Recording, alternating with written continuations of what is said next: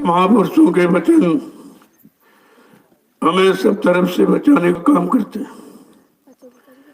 अब जब हम उनके वचनों को मान्यता देंगे, अपने जीवन में उतारेंगे, अपने जीवन का मूल आधार समझेंगे, तब ये वचन हमें आपको सब तरफ से बचा लेंगे।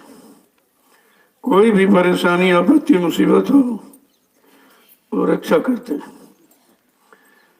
लेकिन जब आपने समझा नहीं, वो आम तौर से आप जैसे सभी लोग आते बताते चले आ रहे हैं, अगर उसी तरह का विषय बना के रखोगे तो आपकी समझ में कुछ नहीं आएगा।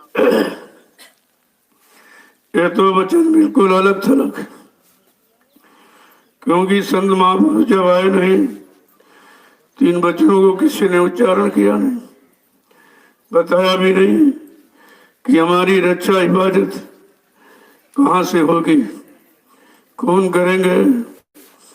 तो जितने पुराने ग्रंथ जैसे गीता है, भागवत है, पुराण है, 4 वेद, 6, 7, 18 पुराण, 19 उपनिषद और 36 ऋचाएं, इनमें केवल धर्म व्यवस्था है, यानी परिवार समाज में देश में हम कैसे रहेंगे, एक दूसरे के कैसे काम आएंगे, एक दूसरे पर कैसे रहम दया करेंगे। लेकिन आत्मा के बारे में कुछ नहीं लिखा, और मन के बारे में भी कि ये मन कंट्रोल नियंत्रण में कैसे आएगा। ये सही सच्चे रास्ते हैं कि जानकारी इसको कहाँ से मिलेगी, और सही सच्चे रास्ते पर ये कैसे चलेगा, ये जानकारी उनमें नहीं है। महापुरुषों ने इसीलिए इशारा करके बताया कि संत मता वेद नहीं पावे, कहा संत मत को वेदों ने भी नहीं पाया। नेति नेति कह वेद को रामे, और संत मता वेद नहीं पावे। वेदों में तो लिखा है नेति नेति, यानी इत नहीं आगे और कुछ है, लेकिन लोगों ने उसको मोड़ दिया कि बस यही इति अंत है, इसके आगे कुछ नहीं। लेकिन वेद ऐसा नहीं कहता। संत महापुरुषों ने इशारा करके कहा, वेदों ने तो ये कहा नयति नयत के वेद गोरा में, संत मता वेद नहीं पावे। संत मत को जो सच्चा मत है, सच्चा मत माने जीवात्मा किधर से आई है, कैसे जाएगी, कहाँ के रहने वाली है, इस काल माया के देश में कैसे फंसा लिया, अगर ये जानकारी मिल जाए, इसी को जानकारी को कहते हैं सत्संग। तब वो सत्य का संग करेगी, तब अपने सही सच्चे घर मुकाम मंडल लोग को पहुंचेगी।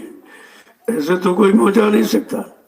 तुम कहो कि पूजा पाठ करेंगे, सेवा व्रत करेंगे, अमन यज्ञ जब तब, तो ये तो जीवात्मा का विषय भी नहीं, ये तो शरीर इंद्रियों का विषय है। और शरीर इंद्रियों यानी मतलब आत्मा से तो बिल्कुल अलग है। हाँ, शरीर के नाके पर आत्मा बैठी, लेकिन इसको बिल्कुल अलग थलग बैठी हो। अब कहा कि जब उसका कोई जानकार उधर से आएगा इधर, और जीवात्मा को जानकारी देगा, तब यह जीवात्मा जगेगी, फिर अपने घर की तरफ मुखातिर होगी, और तब कहीं चलने के लिए बात बनेगी। ऐसे तो कुछ होने वाला नहीं है। इसलिए संत मत माने सच्चा मत, और काल मत माने झूठा मत। झूठा माने जो तुमको फंसा ले, निकलने न दे, वो झूठा है, और जो तुम्हें यहाँ से निकाल कर ले जाए, घर पहुंचा दे, वो सच्चा है। इसीलिए काल और दयाल 2 मत, दोनों मत की जानकारी जब कलयुग में संत पधारे हैं, तो उन्होंने दोनों मत की जानकारी दी कि काल मत क्या करता और दयाल मत क्या करता। काल मत में क्या किया जाता और दयाल मत में क्या किया जाता। काल मत कहाँ का है, कहाँ तक सीमित है, और दयाल मत कहाँ का है, कहाँ तक ले जाएगा। जब आप सत्संग वचनों को सुनोगे, कानों से नहीं मन से, जब मन से पकड़ोगे तब तो समझ में आएगा। तो कानों का तो विषय सुनने का, अच्छा को बुरा दोनों सुन लेता है। वो तो केवल सुनने का सुना, और सुन करके उधर मन को पकड़ा दिया, और मन ने बुद्धि को, बुद्धि निश्चय कर लेती। लेकिन जब सही सच्चा रास्ता मिलेगा, सही सच्ची यानी जानकारी मिलेगी, तभी तो मन सच्चाई की तरफ बढ़ेगा और बुद्धि भी सत्य और सही में निर्णय ले पाएगी। ऐसे तो कुछ होने वाला है नहीं।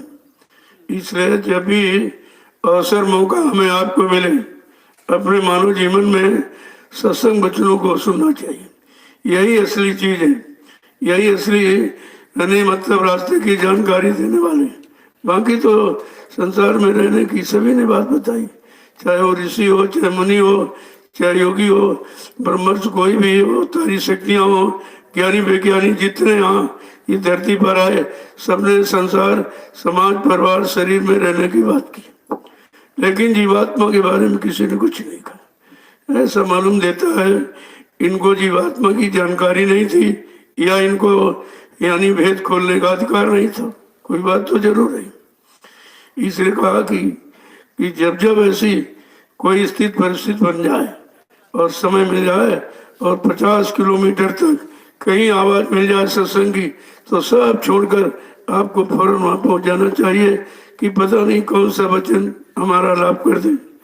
ऐसा कोई वचन मिल जाए जो हमारा काम बन जाए। तो इसलिए सत्संग की तो इतनी आवश्यकता, इसकी बहुत बड़ी जरूरत है। तभी तो कहा कि करिए नित्य सत्संग, रोज करो, हर रोज, हर रोज, प्रतिरोज करो, जितना मिल जाए, जैसे मिल जाए करो, लेकिन करने की बात कही, सुनने सुनाने की बात नहीं कही, करो।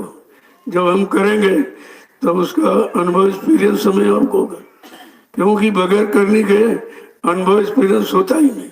तभी तो महापुरुषों ने कहा यानी अनुभव ज्ञान की जननी, अनुभव ज्ञान की माँ है। अगर अनुभव चाहते हो तो मतलब ज्ञान, और कौन सा ज्ञान? जो शब्द ज्ञान है, जो संत महापुरुषों ने जिस ज्ञान की चर्चा की है वो शब्द ज्ञान। शब्द ज्ञान माने सच्चा ज्ञान, जीवात्मा के विषय का ज्ञान, जीवात्मा को जगाने वाला ज्ञान, जीवात्मा को निज घर पहुंचाने वाला ज्ञान, उसको शब्द ज्ञान कहते। और यहाँ प्रमुखता अक्षर ज्ञान की। जो लोग आए उन्होंने कुछ किया और लिख दिया, वो काले अक्षर हम लोग पढ़ते रहते, उन्हीं को याद करते रहते, जबकि उसमें तुम्हारा कुछ है ही नहीं। वो किसी दूसरे का अनुभव है, अनुभव स्थित परिस्थित और काल देश की के ऊपर निर्भर करता है। पता नहीं उस समय स्थितियां क्या रही हो, मानव कैसे हो, उनके खान पान भाव विचार कैसे हो, उनका सोचना समझना, उठना बैठना बोलना विचारना किस तरह का, तो सब चीज सब पर लागू नहीं होती। इसीलिए हर युग की साधना अलग, हर युग का भगवान का नाम अलग, हर युग की उम्र अलग, हर युग की मन की ताकत अलग, इंद्रियों में संयम त्याग वैराग अलग, उस समय का खान पान अलग, उस समय की संग सुबत अलग, उस समय के कर्म अलग है। जब हर युग के सब अलग अलग हैं, तो आप अन्य युगों को अपने ऊपर लागू कर लोगे तो कोई लाभ नहीं मिलेगा, क्योंकि आप अभी उस स्थिति में है नहीं। जैसे जब सतयुग था तो इसी मानव शरीर की उम्र 1 लाख वर्ष की थी, इसी शरीर की, जो हम आप ये लिए बैठे हो, इसी शरीर की उम्र 1 लाख वर्ष की थी। और मन की ताकत कहना हाथी के बराबर, इतना जबरदस्त ताकत थी, क्योंकि उस समय कोई भोगी तो था नहीं, यहाँ भोगों में कभी जीवात्मा आई नहीं थी, तो मतलब एकदम सुरक्षित थी। और मन भी सुरक्षित था, जब भोगों में गया नहीं, उसकी सारी शक्ति एकदम उसके पास मौजूद रही थी। तो कहते उस समय तो ये था। तो बताया उन्होंने कि सतयुग जब था यहाँ, तब शरीर की उम्र थी 1 लाख वर्ष की, मन की ताकत हाथी के बराबर थी, इंद्रियों में पूर्ण संयम त्याग वैराग था, खान पान भी अच्छा था, संग सोबत अच्छी थी, कर्म अच्छे थे। और उस समय भगवान का नाम क्या था? कहते हरि नाम था। यही से प्रारंभ होता है कि हर युग में नया पुरुष नए नाम को लेकर आया, उसी नाम को यानी प्रचार प्रसार किया, और उस नाम से जीवों को जोड़ा गया, उसी के अनुसार हमें आपको कर्मों की शिक्षा दी गई। तो कहते सतयुग में तो हरि नाम था। तो उस समय इंसान कौन सी पूजा करता था? पूजा पाठ उस समय साधना कौन सी थी? तो लिख के बताया कि सतयुग योगी सब विज्ञानी कर हर ध्यान तरह ब्रह्म। सब योगी थे, सब विज्ञानी यानी जानकार थे, कोई भूल भुलैया तो कर्मों का विधान तो था नहीं, तो गंदगी भी कुछ नहीं थी। तो कहते सब योगी विज्ञानी थे, और उस समय को जो नाम हरि था उसका नाम लेकर गए, और जिस लोक मंडल से नाम आया उसी नाम वो नाम उस मंडल तक पहुंचा देता था। ये नाम का अपना गुण है। जिस लोक मंडल मुकाम से नाम आएगा और उस नाम का सिमरन करोगे, उस नाम की मान्यता मर्यादा उसके अनुसार चलोगे, तो नाम तुमको उसी लोक में पहुंचा दे।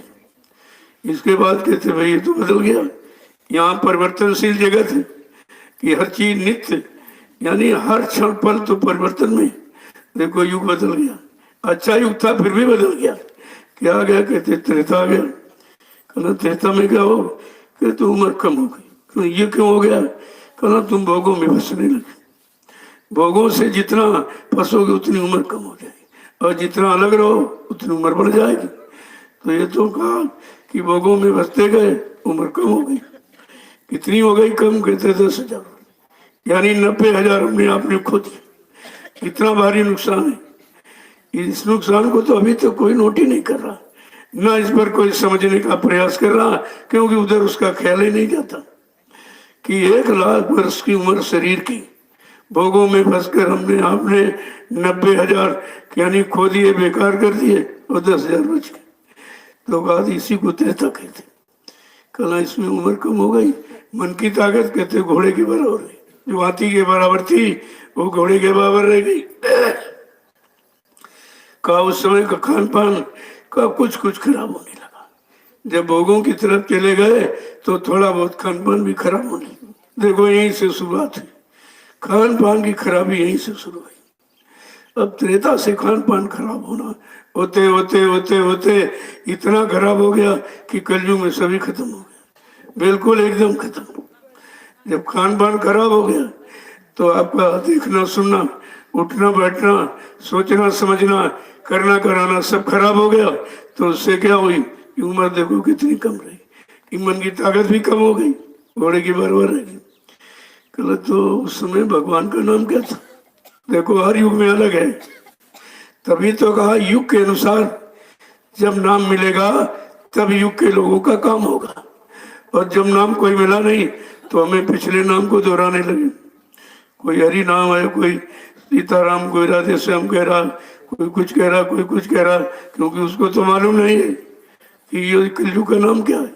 और कलयुग के जीवों के लिए, क्योंकि कलयुग का जीव बहुत कमजोर है, उम्र भी कम, खान पान भी खराब, मन की ताकत खराब, तो उसके लिए कोई नया नाम आएगा, कोई नई व्यवस्था आएगी और ऐसी हो जो वो कर सके।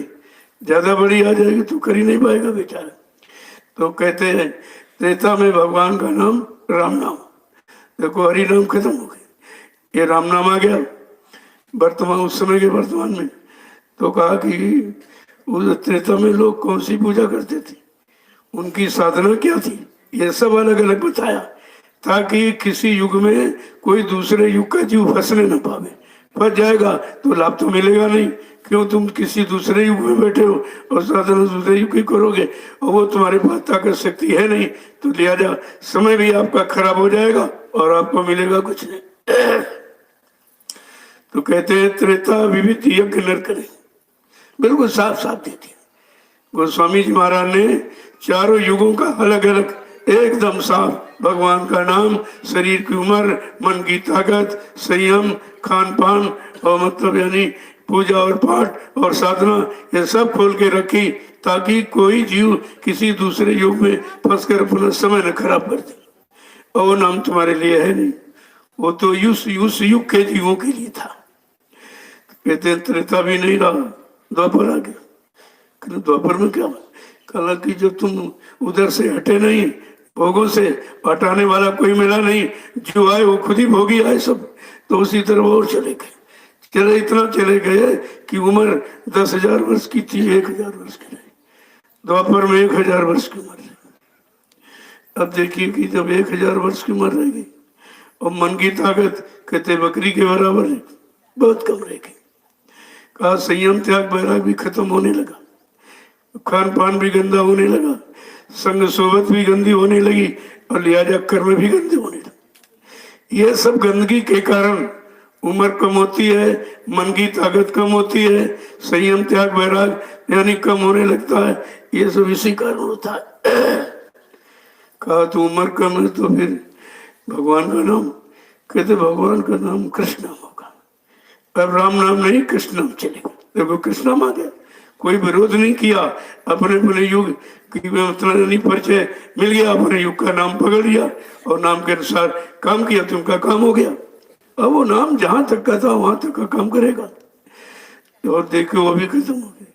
कहा कि त्रेता द्वापर में फिर पूजा पाठ क्या करेगा आदमी, जब उम्र कम है, मन की ताकत कम, उसके लिए अलग कहा कि द्वापर युग प्रभुपद पूजा, द्वापर में भगवान की पैरों की पूजा, जिसे आप मूर्ति पूजा कहते हैं।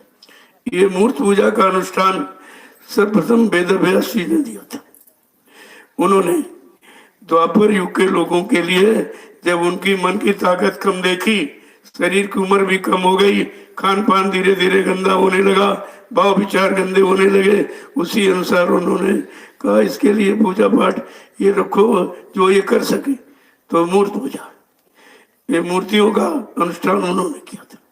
लेकिन उस समय बड़ी बड़ी मूर्तियां बनवाते थे, उनके बड़ी बड़ी आंखें, वो कहते इसके सामने खड़े हो और एकटक से देखो, एकाग्रता यानी कंसंट्रेशन जिसे कहते हो आप, स्थिर प्रज्ञता, एकदम आंखों को टिका के रोक के रखो पलकों को। ऐसा क्यों इन्होंने कहा, वेद व्यास त्रिकालदर्शी थे, भूत वर्तमान को तो जानते थे, लेकिन कोई उनको भी सदगुरु नहीं मिला तो आगे का रास्ता नहीं मिला, तो जीवात्मा का कल्याण नहीं हुआ। और उनका सब मान सम्मान सब मिला, लेकिन ये काम उनका भी नहीं हो पाया। तो उन्होंने देखा दिव्य दृष्टि से कि आगे कलयुग आएगा द्वापर के बाद, तो कलयुग में कहा था धर्म कर्म खत्म हो जाएगा। जब खान पान गंदा होगा, जैसे खान पान गंदा हुआ, कहना इसका सब खराब हो जाएगा, कुछ इसके पास बचेगा नहीं। तो उन लोगों को धर्म की तरफ कैसे मोड़ा जाए और धर्म में कैसे उनको रखा जाए, तो उन्होंने वेद व्यास जी ने ये तरीका निकाल दिया मूर्ति पूजा का। उसका प्रमाण भी आज आप खजुराहो या जगन्नाथपुरी चले जाइए, वहां पर आज भी नग्न मूर्तियां सब उनकी बड़ी बड़ी आंखें की ऐसे। वो तो त्रिकालदर्शी थे, जानते थे कि आगे कलयुग आएगा और कलयुग में संत महापुरुष रक्षा हिफाजत के लिए आएंगे और तो कोई आएगा नहीं, क्योंकि ये लोग जो इधर आए वो उधर काम कर नहीं सकते थे। अगर इधर काम कर देते तो संत महापुरुषों को कलयुग आने की क्या जरूरत थी। तो कहना वो आएंगे, उनको ध्यान कराना पड़ेगा, सुमरन ध्यान भजन का उनको ये क्रिया करानी पड़ेगी, मन को कंट्रोल नियंत्रण में रखने के लिए। तो इसलिए ध्यान की प्रक्रिया को कितना मजबूत करने के लिए एक युग पहले से तैयारी की गई, वेद व्यास ने पहले से तैयारी की कि आगे इसकी जरूरत पड़ेगी। इनको मतलब स्थिर प्रज्ञता सिखा दो इनको, यानी एकाग्रता कंसंट्रेशन, तो ये जब बैठेगा फट से उधर की तरफ ध्यान लग जाएगा। लेकिन ध्यान किया तो जड़ का किया, चेतन का नहीं। ध्यान की बात तो उन्होंने कही थी, तो कहा था इस जड़ से तुम सीख लेना, जब तुम्हारी सीख अभ्यास बढ़िया हो जाएगा, जब वो संत महापुरुष आएंगे तो चेतन का ध्यान करा देंगे, तो तुम्हारी यही क्रिया जड़ वाली चेतन में काम आ जाएगी। लेकिन वो सब भूल गए, कुछ पता नहीं रहा, और आए भी तो किसी ने पूछा नहीं, उनकी खोज नहीं की, उनके पास गए नहीं, अपनी इच्छा से उन्होंने अगर बताने लगे चलो जानकार नहीं, इसको जानकारी दे दो, इस पर दया कर दो, तो कहा उसने लिया नहीं। एक तो हम लोग जानते नहीं, कोई सच्ची अच्छी बात कहते तो मानते नहीं, ये बीमारी सबसे बड़ी लग गई। तो उन्होंने कहा चलो भाई जड़ से शुरुआत करा दो, धीरे धीरे धीरे धीरे बैठा रहेगा करता रहेगा। पहले एक छोटा सा चिराग जलाते थे, घी का, वो सरसों के तेल का या रेड़ी के तेल का, वो आंख की रोशनी को खराब नहीं करता, वो ठंडक होती उसमें। तो धीरे धीरे आगे रखकर अभ्यास करते थे कि कितनी देर इस लो के सामने अपनी आंखों को हम टिका पाए। ऐसे अभ्यास कराया, क्योंकि उन्हें मालूम था आगे प्रकाश है, लेकिन जो प्रकाश मिलेगा तो कहीं चकाचौंध न हो जाए, आंख पलके कहीं बंद न हो जाए तो ध्यान टूट जाएगा। तो पहले से कहा कि पहले एक छोटा सा चिराग जलाया, उसकी तरफ ज्योति की तरफ देखते थे, कहना बिल्कुल इसी से मिलती जुलती वो ज्योति होगी जिसके लिए तैयारी हो रही है, जिस प्रकाश के सामने टिकने और रुकने की तैयारी हो रही, कहना वो बिल्कुल इसी तरह मिलता जुलता, ये नहीं होगा, इससे मिलता जुलता होगा और वो इससे ज्यादा बहुत प्रकाश होगा भारी। जब तुम छोटे प्रकाश में टिका नहीं पाओगे आंख को, तो बड़े प्रकाश में तुम आंख बंद हो जाएगी, तुम खुली नहीं पाओगे। तो देखो ये भी हमदर्दी इनकी भी थी कि चलो किसी तरह से इनको इस जड़ से, यानी मतलब ज्ञान करा के और जड़ में टिकाव इनका बना के अभ्यास करा करके चेतन की तरफ इनको सुविधा हो जाएगी। तो कहा ये कर दिया उन्होंने। अब ये द्वापर भी नहीं रहा, वो भी खत्म हो गया। देखो सब बदलता है, तुम ये मत समझो कि जब सब बदलता तो तुम भी बदल जाओगे, लेकिन बदलने वाला सामान मिलना चाहिए। विचार किससे बदलेंगे? कहते हैं सत्संग वचनों से। विचार वचनों से बदलते। अब वचन तुमको कौन से मिले, अच्छे मिले कि खराब मिले, स्वार्थी लोभी लालची उनके वचन मिले कि परमार्थियों के वचन मिले, वचन तो है, लेकिन वचन बचने का काम कौन सा वचन करेंगे और कौन सा वचन फंसाने का काम करेंगे। इतनी जानकारी अगर कर लेते सत्संगों से तो इतनी देर थोड़ी लगती जितनी देर लग रही। और जानकारी करना दूर रहा, जानकारी देने आए तो उसी को उन्हीं को बोल के कहते हो तो चले गए, मर के चले गए, तो फिर ये जानकारी देगा कौन? तुम्हारी जानकारी रह गई अधूरी, तुम्हें जानकारी का कोई लाभ मिला नहीं, तो जानकारी का मतलब क्या हुआ? कहा युग बदल गया, आ गया कलयुग। कहा ये कलयुग क्या है? क्योंकि सबसे अलग थलग नाम है बिल्कुल। कल कलयुग मतलब कलह युग, कलह मानी लड़ाई झगड़े का युग, और उसका प्रभाव भी आप देख लीजिए। परिवार से लेकर कि भाई भाई में लड़ाई झगड़ा, पति पत्नी में लड़ाई झगड़े, यानी मतलब बाप बेटे में लड़ाई झगड़ा, हिंदू मुसलमान सिख ईसाइयों में लड़ाई झगड़ा, ब्राह्मण क्षत्रिय वैश्य सर्जन में लड़ाई झगड़ा, और राजा और रैयत में लड़ाई झगड़ा। विचारों की झगड़ा है। इसीलिए विचारों को शुद्ध सही दिशा की तरफ ले जाने के लिए सदगुरु दयाल ने क्या कहा? उन्हीं विचारों यानी वैचारिक क्रांति के द्वारा मैं देश दुनिया में परिवर्तन करके दिखा दूंगा, लेकिन मार काट हिंसा से नहीं। जो परिवर्तन पहले हुआ है कि राम और कृष्ण ने किया, परिवर्तन तो किया, सुधार किया, लेकिन संहार नीति अपनाई। ये सुधार नीति नहीं, किसी को मार दो काट दो, कोई सुधार थोड़ी। चोर डकैत कतलियों को काउंटर कर दो, गोली मार दो, तो क्या सुधार हो गया? और कितने काउंटर हुए, कितने मारे गए, कितना सुधार? और बढ़ते चले जा रहे, क्राइम तो और बढ़ता चला जा रहा। इसका मतलब ये नीति काम नहीं करेगी।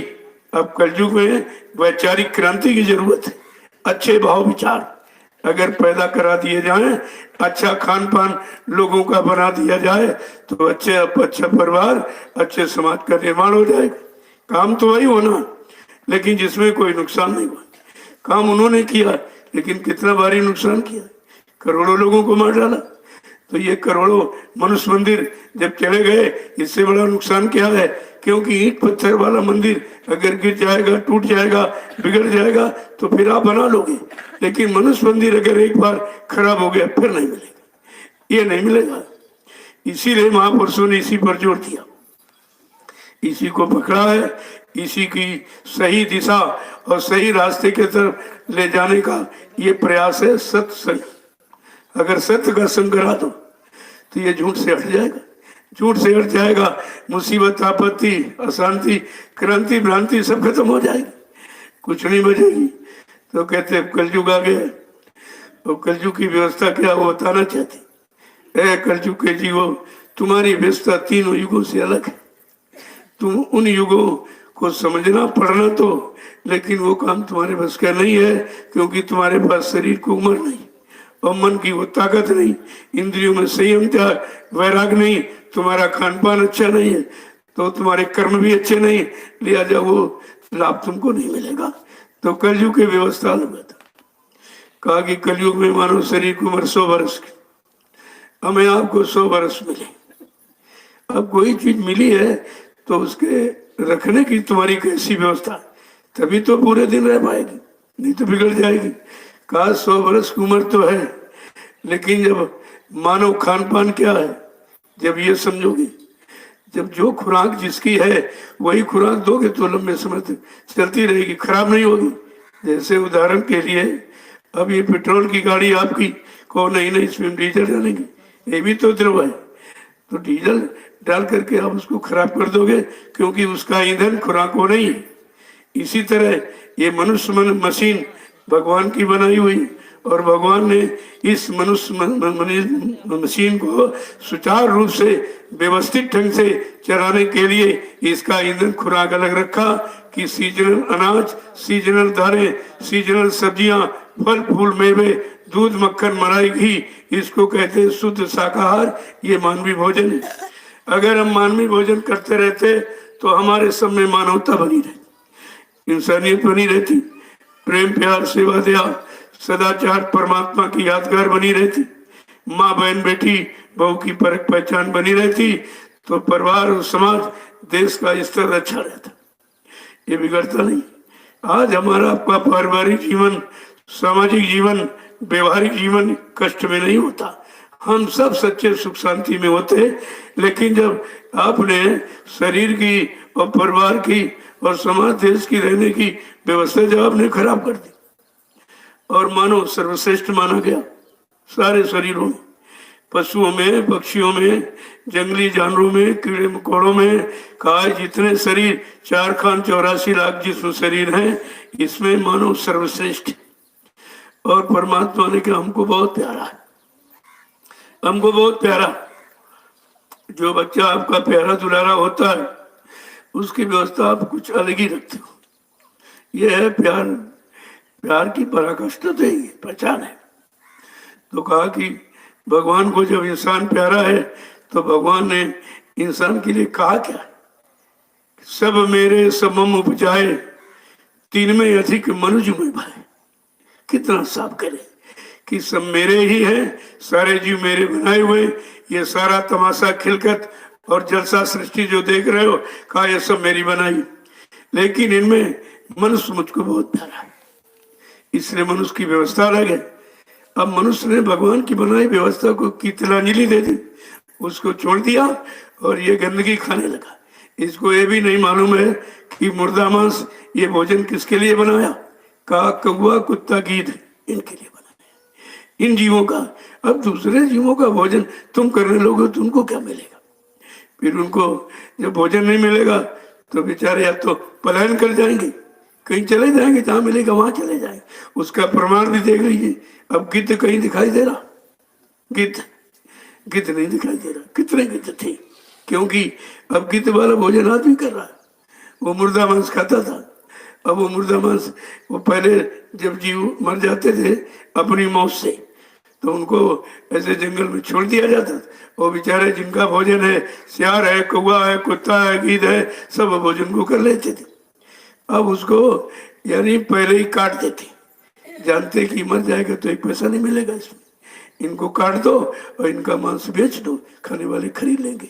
तो देखिए, जब उनका भोजन आप किसी का, भाई किसी की थाली अगर आप खींच लो तो या तो झगड़ा करेगा और नहीं तो बेचारा चला जाए कि चलो जहां भोजन मिलेगा वहां जाएंगे।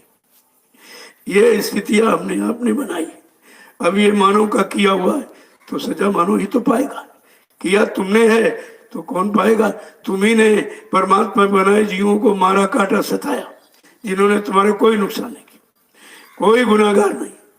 भाई जो बकरा काट रहे हो तुम्हारा क्या नुकसान कर, मुर्गा काट रहे हो तुम्हारा क्या नुकसान कर रहा, मछली काट रहे हो तुम्हारा क्या नुकसान कर रहा, अंडा फोड़ रहे हो तुम्हारा क्या नुकसान कर रहा। जो तुम्हारा नुकसान नहीं कर रहा है ये बेगुनाह निर्दोष, जब किसी को मारोगे काटोगे तो गुनहगार हो जाओगे। उस गुनहगार की सजा कुदरत देगी, क्योंकि कुदरत का बनाया सब व्यवस्था है। ये जितने जीव सब कुदरत के, किसी इंसान विज्ञान ने कोई जीव नहीं बनाया। जब आपने बनाया नहीं तो मारने काटने का अधिकार किसने दिया? बस यही तो जुर्म है, यही गुनाह, यही पाप, और इसी की सजा कुदरत सुना रही है। अब कहते बहुत सजा मिल रही, ये नहीं होना चाहिए, वो नहीं। अरे वो होना नहीं चाहिए, लेकिन तुमको तो नहीं करना चाहिए। तुम अपने ऊपर क्यों नहीं लागू करते हो कि अगर हम ये न करते तो आज ये सजा के भागीदार हम नहीं बनते। तुम्हें कोई नहीं मार सकता, कोई नहीं काट सकता, कोई सता नहीं सकता, कोई दुर्घटना नहीं होती, कोई हाथ पैर नहीं टूटता, किसी तरह कोई बीमारी महामारी तुमको यहाँ से ले नहीं जाती। तो कारण कोई ना कोई तो बनेगा, और जब तक कारण का निवारण नहीं होगा उस कारण से आप बच भी नहीं सकते। तो ये कलयुग आ गया, का कलयुग आया तो कलयुग के जीवों ने क्या किया जाए। अब तुम इतिहास पढ़ते हो सतयुग त्रेता द्वापर का, और बैठे हो कलयुग में, और ये नहीं पढ़ते हो कि वो इतिहास किन लोगों के लिए था, जो उस समय लोग आए थे उनके लिए। जब समय स्थित परिस्थिति देखी जाती है उसी अनुसार उसकी व्यवस्था बनाई जाती। आज समय कुछ और कह रहा, स्थित परिस्थिति कुछ और हो गई, हम सब इंसानों की बिल्कुल उल्टी हो गई, बदल गई। तो हमें आपको अपने समय का इतिहास चाहिए, और कलयुग का इतिहास अभी लिखा नहीं। जब लिखे नहीं गया तो तुम पढ़ोगे क्या, और जब पढ़ोगे नहीं तो तुम करोगे क्या, और करोगे नहीं तो उनको हानि लाभ क्या मिलेगी, कैसे लाभ मिलेगा। तो इसलिए समर्थ सतगुरु दयाल ने इसीलिए अपना परिचय दिया कि देखो मैं कलयुग में आया हूँ, और किस काम के लिए आया हूँ, मैं कलयुग का इतिहास बनाने आया हूँ। पहली बात तो ये पकड़ो आप कि कलयुग का इतिहास किसी ने बनाया नहीं, और इतिहास समय स्थित परिस्थिति को देख के बनाया जाता, कोई पहले थोड़ी बना देता। और कहा कि मैं कलयुग का इतिहास बनाने आया, मैं कलयुग में सतयुग लाने आया। देखो बात समझो, अगर इन्हीं वचनों को मान लेते, समझ लेते, तो अपने सतगुरु दयाल को हम लोग थोड़ी भूलते। कभी तो काम हुआ नहीं, जो कहा वो हुआ नहीं, तो फिर ऐसे कैसे चले जाएंगे।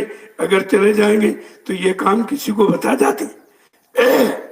मैंने लोगों से पूछा, कहा ये बताओ, तुम कह रहे हो हमको नामदान को कह गए, एक कह रहा हमको वसीयत कर गए, तो ये काम तुम सबको कह गए, लेकिन ये कलयुग भगाना सतयुग जाना ये किसको कह गए, ये कौन लाएगा। जो जो कहा है ये काम करने को किसको कह गए। कोई अपनी जमीन समेट रहा, कोई आश्रम समेट रहा, कोई गति समेट रहा, कोई मान और सम्मान, ये धन दौलत समेट रहा, लेकिन जो कहा ये कौन करी, ये किसको कह गए, ये कोई नहीं बताता। अरे भाई ये तो किसी को कह गए होंगे कि भाई कलयुग भगा देना और सतयुग ला देना, तो मेरी बात सही हो जाएगी, और तुमको लोग मान्यता देने लगे, तुम पर विश्वास करने लगे।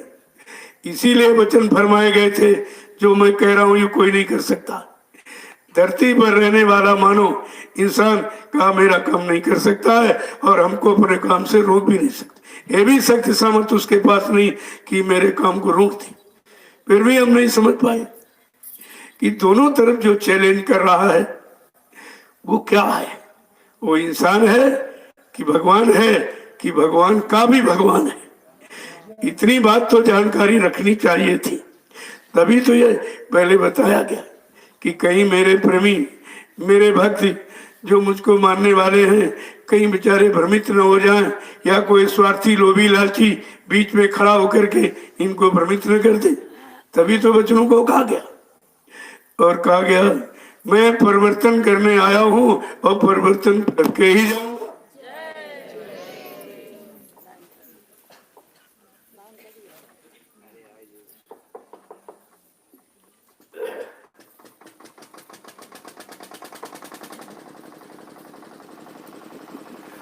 देखो ये सब जानकारी अगर आप रखते तो तुम्हें कोई हटा ही नहीं सकता।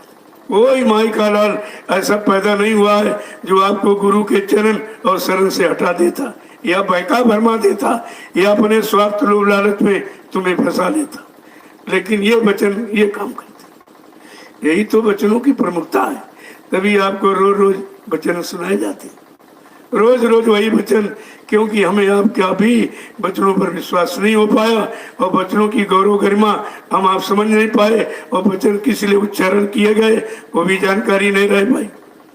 देखो किस तरह से, तो कहा मैं परिवर्तन करने आया, मैं ये सारी व्यवस्था बदलने आया, चाहे राजनीति की हो, चाहे परिवार नीति हो, चाहे समाज नीति हो, देश विदेश नीति हो, न्याय नीति, सत्य नीति, प्रेत नीति, कहा मैं सब बदलने आया।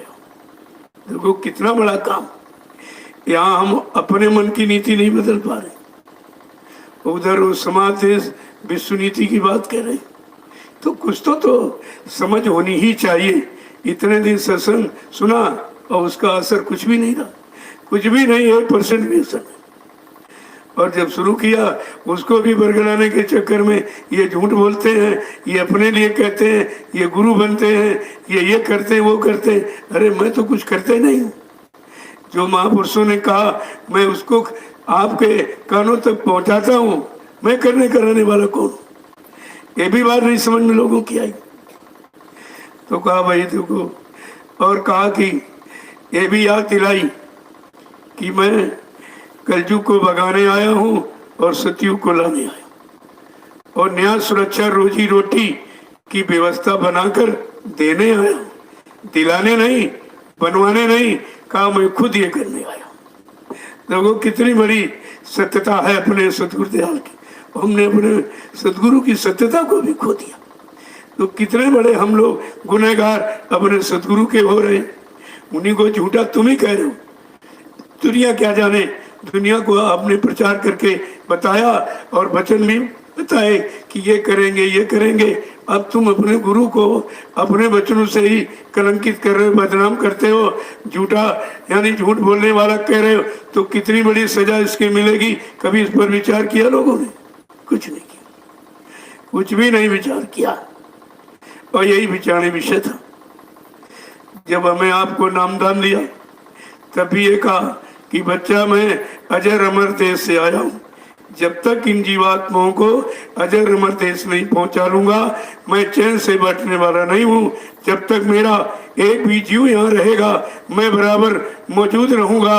जब मेरे जगह सारे जीव चले जाएंगे मैं पीछे से जाऊंगा। तो क्या तुम्हारी जीवात्मा जा गई? क्या घर पहुंच गई? जो कहते चले गए चले गए। जब कहते मैं पहुंचाऊंगा, मैं ले जाऊंगा, तब तुम जाओगे। ऐसे तुम जाने वाले नहीं हो। और अभी हम गए भी नहीं, जीवात्मा जगी भी नहीं, और पहले हम ही सब उल्टा सीधा प्रचार कर रहे कि चले गए और मर के चले गए और कभी नहीं आएंगे। तो बताओ, जब कभी नहीं आएंगे तो इसका मतलब कभी काम हमारा होगा नहीं। फिर ये आवाज लगाने का मतलब क्या निकला? फिर वही सत्यु त्रेता वाली फिर बात कि कर्मों के जाल से मैं फंसा था और अभी फंसे, और फसल लेने वाला निकालने वाले आया जिसके लिए झूठा प्रचार पूरे हिंदुस्तान में कर दिया। तो हम क्या फंसे ही पड़े रहेंगे? फिर कब निकलेंगे? और दूसरा कौन निकालने वाला, क्योंकि किसी ने आवाज लगाई नहीं थी। ये सब जानकारी है। असली सत्संग यही था। अगर इस सत्य वचनों को और वादों को और संकल्पों को और प्रतिज्ञाओं को अगर हम आप पकड़ लेते तो शंका संदेह बोल बंद तुम्हारे पास नहीं आ सकती। लेकिन सब बुला दिया, कुछ नहीं। तो कहा ये आ गया कलयुग। अब कलयुग क्या कहते? कलह युग। कलह माने लड़ाई झगड़े का युग। जब लड़ाई झगड़े कलह है तो तुम उसमें सुख शांति कहाँ ढूंढ रहे हो? कलह तो कलह है, और उसका कलयुग का प्रभाव चारों तरफ दिखाई दे रहा। चाहे परिवार में देखो तो भाई भाई में लड़ाई झगड़ा, बाप बेटे में लड़ाई झगड़ा, पति पत्नी में लड़ाई झगड़े, और समाज में देखो तो जातियों में लड़ाई झगड़ा, और आगे बढ़ो तो धर्म मजहब में झगड़ा, और आगे बढ़ो तो मंदिर मस्जिद गिरजा गुरुद्वारों में झगड़ा, अगर राजनीति में बढ़ो तो राजा रैयत में झगड़ा। ये विचारों में कितना बड़ा परिवर्तन। इन्हीं विचारों को शुद्धिकरण करके यानी ठीक करने के लिए आवाज लगाई है कि मैं खूनी क्रांति के द्वारा नहीं, मैं वैचारिक क्रांति के द्वारा तेरे दुनिया में परिवर्तन करके दिखा दूंगा, और ऐसी भूमिका बना दूंगा जिस भूमिका के आंदे हिंदुस्तानी नहीं सारा विश्व नतमस्तक हो जाएगा। तो ये सब अगर इन वचनों को आप याद रखते तो हमको ये सब बार बार दोहराने की क्या जरूरत थी? जब हम भूल जाते तभी पाठ को दोहराते इसलिए कि हमको याद हो जाए, दोबारा भूल चूक न हो, तभी तो आप करते हैं सब। लेकिन कितने दिन से 8 बरस निकल गया। 8 बरस से संदेश मैं आपके सामने रख रहा हूँ सतगुरु दयाल का।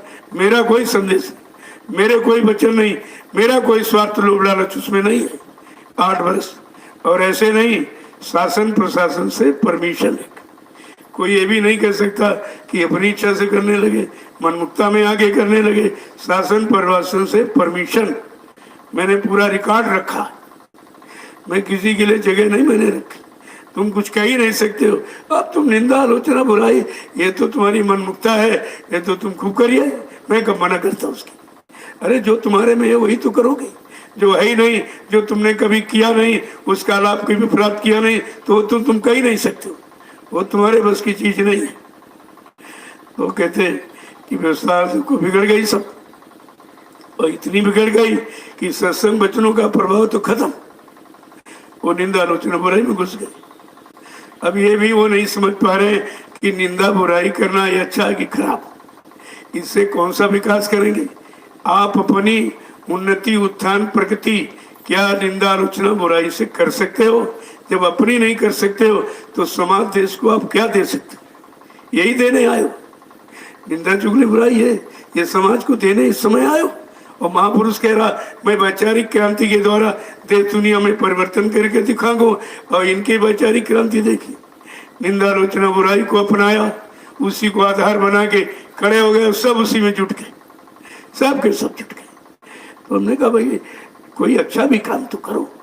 अरे ये बाद में कर लेना, अभी समर्थ सदगुरु दयाल की जो आवाज है उस आवाज को सार्थक कर लो। तभी तो कहा सत्संगियों तुम्हें आदर्श बनना है, और संदेश सदगुरु का तुम्हें चरितार्थ करना है।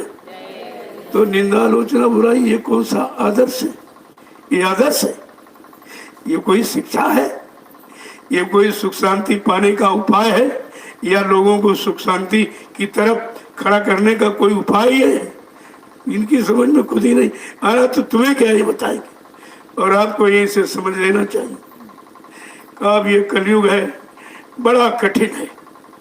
संत महापुरुषों के सिवा कलयुग के जीव का कोई काम कर ही नहीं सकता, चाहे भौतिक हो, चाहे आध्यात्मिक, चाहे रूनारी हो, चाहे जिस्मानी हो, चाहे अंतर्मुखी बहिर्मुखी, लौकिक पारलौकिक, कोई भी हो। कहा ये काम किसी के बस का नहीं, समाज का भी, देश का भी, परिवार का भी काम नहीं कोई कर सकता, उधर आत्मा का काम भी कोई नहीं कर सकता। और दोनों काम हमारे आपके सब ऐसे ही पड़े, ना इधर कुछ मिला ना उधर। उधर की तो बातें नहीं कोई कर रहा, उधर की जानकारी किसी को नहीं। जब इधर की इतनी लंबी जानकारी 3-3 युगों की, वो तो कर ही नहीं पाए। हर युग का इतिहास रखा हुआ, पढ़ लो कि उस समय के राजा कैसे थे, सम्राट बादशाह कैसे थे, लोगों पर शासन हुकूमत करने वाले कैसे थे, उनके विचार कैसे थे, उनका खान पान कैसा था, उनका अपनी प्रजा के प्रति भाव कैसा था। अगर ये जानकारी ले लो तो आपका वर्तमान सबसे अच्छा होगा। हमारी दृष्टि से कलयुग का जीव सबसे अच्छा होना चाहिए, क्योंकि कलयुग के जीव के सामने 3-3 युगों का अच्छा इतिहास है। सतयुग का, त्रेता का, द्वापर का। अच्छी उम्र वाला, अच्छे मन की ताकत वाला, संयम त्याग यानी सब अच्छे खान पान, अच्छी संसोबत, अच्छे कर्मों वाला जब इतिहास मौजूद है, वो भी 3-3 युगों का मसाला, इतना मसाला जब हो तो वो तो आदमी सबसे अच्छा होना चाहिए। लेकिन अफसोस इस बात का है कि कलयुग का जीव सबसे ज्यादा खराब हो गया। इसका मतलब है कि आपने किसी युग की शिक्षा नहीं ली, किसी युग के नियम सिद्धांत को आपने अपनाया नहीं, अपने जीवन का आधार बनाया नहीं, इसलिए मानव जीवन दुखित हो गया, सब दुख में खड़े। देखो क्या गरीब अमीर दोनों परेशान। चलो गरीब गरीबी के कारण परेशान, फिर अमीर क्यों परेशान?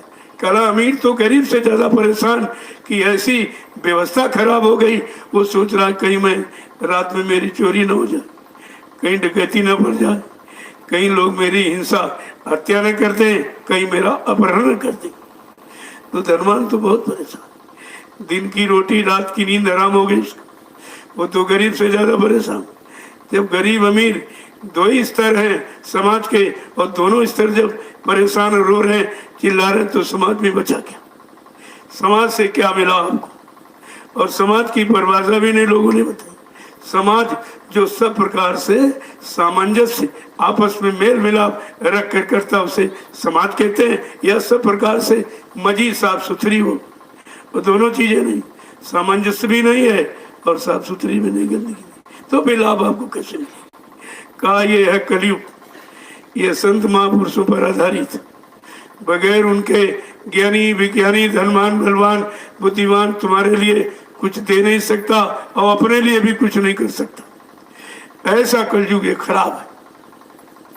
तभी तो महापुरुषों ने इशारा करके कहा, क्या कहा उन्होंने कि रामचरितमानस में सब लिख दिया। भगवान राम ने भी कहा कि सुनो सभी कलयुग में काला धन और काले मन होंगे। सुनो सभी कलयुग में काला धन और काले मन होंगे। चोर उचक्के और नगर सेठे और प्रभु भक्त निर्धन होंगे। देखिए ये सब आपके साथ कब कहा गया? त्रेता में।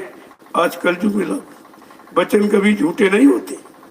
ये वचनों की मान्यता है, वचनों का प्रमाण है, ये कभी झूठ नहीं होते। ये कहा था कि सबके काले मन होंगे, सबके अंदर मन में छल कपट होगा, ईर्ष्या राग द्वेष होगा और कोई साफ सुथरा नहीं होगा। और काला धन यानी अवैध तरीके से धन कमाने की सबके अंदर इच्छा होगी।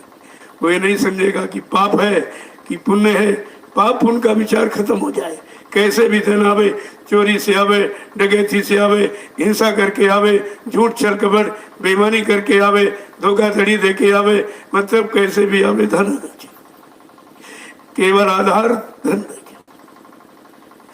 अब धन भी तुम्हारे साथ नहीं जाएगा। जिसको आधार बनाया वो भी तो झूठा।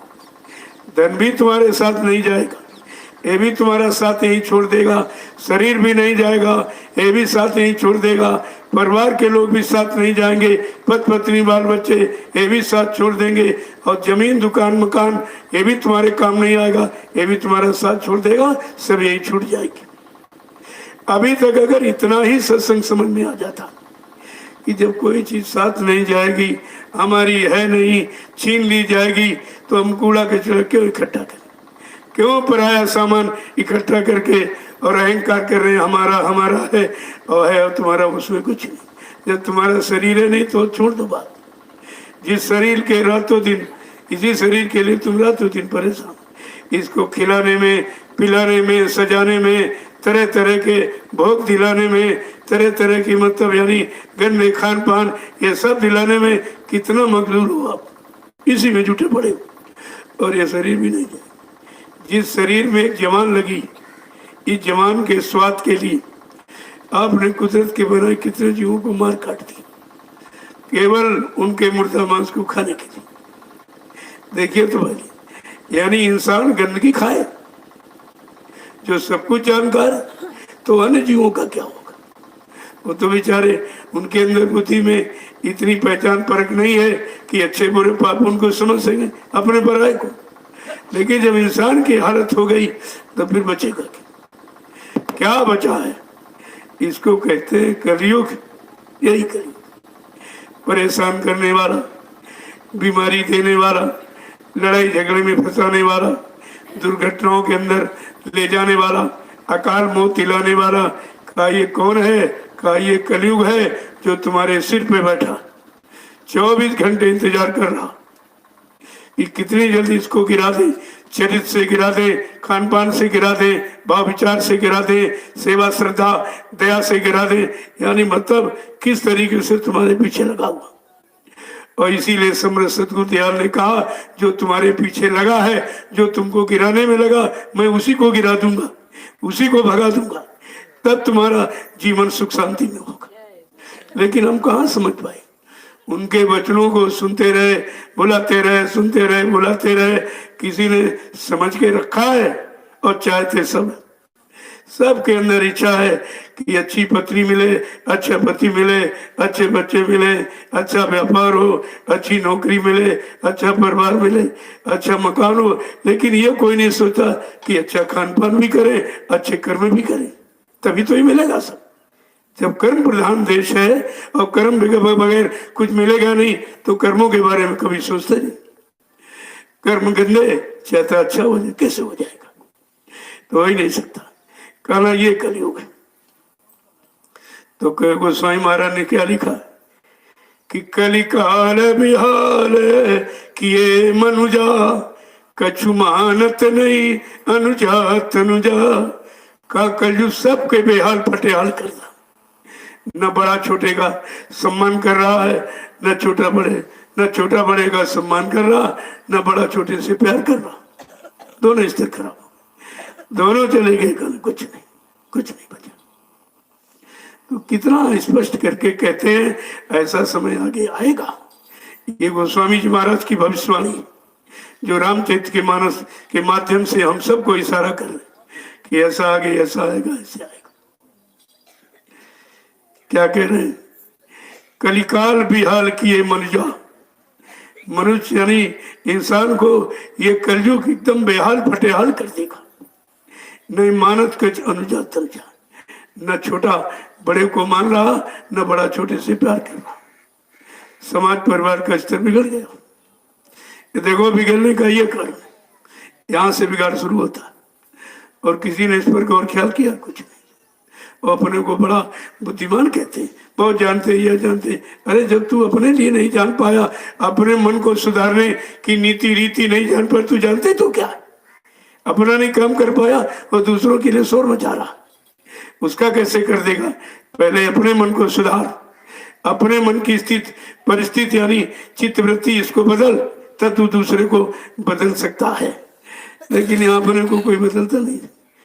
पर उपदेश कुशल बहु तेरे, जे आचरित नर न घने। दूसरे को उपदेश करना, इसमें बड़े चतुर हैं, बड़े बुद्धिमान हैं, लेकिन वही अपने पर लागू करें तो चुपचाप नीचे बैठ जाता, उसके लिए असमर्थ हो जाता। कहते नहीं ये मेरे बस का नहीं है, अपने पर नहीं लागू कर सकता हूँ, लेकिन दूसरे को समझा सकता हूँ। और समझाना किसी ने समझा सकता कि कुछ मिल जाएगा उससे, कुछ हमको दे देगा, लेकिन तुम लेने के अधिकारी। अरे भाई लो, जैसे कोई सामान बिगड़ गया, अगर बिगड़ा सामान हमारा कोई ठीक कर दे तब तो पैसे लेना उचित है। और जो काम बिगड़े पड़ा पैसे ले रहा है, ये तो सबसे बड़ा गुनाह है, सबसे बड़ा पाप कि समाज ठीक हुआ नहीं और समाज से पैसा लिया जाए। कोई गीता सुनाकर, कोई भागवत सुनाकर, कोई वेदों की चर्चा, कोई इधर उधर की कहानियां किससे, यानी जब तुम किसी को ठीक नहीं करो किया हो तो तुम्हारी मजदूरी कहाँ बनी? लेकिन सब ले रहे और सब दे रहे हैं। तुम भी तो नहीं सोच पा रहे हो हमारा कोई काम नहीं हुआ, न मन का हुआ, न शरीर का हुआ, न इंद्रियों का हुआ, न जीवात्मा का। जब कोई काम हुआ नहीं तो मजदूरी तुम किसको दे रहे हो? तुम भी तो नहीं सोच पा रहे। कहा ये कलिकाल बेहाल की, सबके बेहाल फटेहाल कर देगा।